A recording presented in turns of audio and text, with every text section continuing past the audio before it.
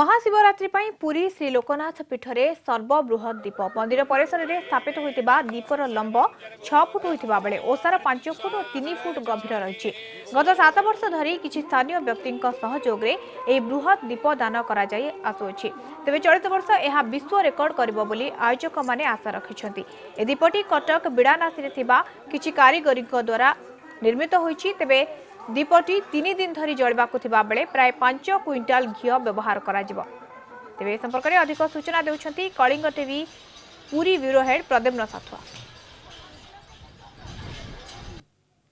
आमे अच्छु श्री लोकनाथ पीठ पुरी रे एवं एठारे पवित्र जागर यात्रा जो अनुष्ठित होची महाशिवरात्रि उपलक्षे एठार आज विशेषत्व होची जे जागर यात्रा एठार अनुष्ठित बेले विश्वर सर्वबृहत दीप एठारे प्रज्वलन करा जायछि।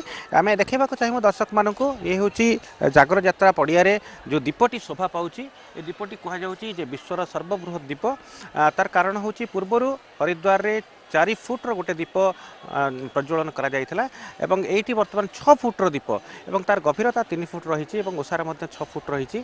तेणु ए दीपटी प्रज्वलन करा जाउछि एवं जगतर मंगल पई ए दीप प्रज्वलन करा जाउथिबा जार आयोजक माने कहिसंती एवं विश्वर सर्वबृहत जगत मंगल दीप महोत्सव मध्य पालन करा जाउछि। 3 दिन धरी ए जो दीपटी जली रहिबो एवं दीपर ओजन प्राय 500 केजी रही एवं जो जनसाधारण आसुछंती एठाकू सेमाने समस्ते आसी जागर यात्रा रे शामिल हेबा सह सेमाने ए जो दीप को देखुछंती एवं दीपरे मध्य सेमानक भक्ति अर्घ्य अर्पण करूछंती। आम सहित दीप जो जलैबार साहाय्य करुछंती सहयोग करुछंती जितेंद्र कुमार रथ अछंती तांकोठार पचारि बुझिबा जे प्रकृत रे ए जो दीप किभଳି भाबरे एठारे प्रज्वलन करा जाउछि एवं एटा विश्वर कहा जाउछि सर्वबृहत दीप बोली आपनकर कोन धारणा रहिछि जेहेतु आपन ए सेबारे वर्तमान रहिछंती। एटा जगतर मंगल पई जला जाउछि। आज पंकज एकादशी पूर्व पंकज एकादशी दिन संध्या बेला ये दीपटी जला जाए। विगत जागर पूर्व दिन सकाळ जाए दीपटी जले।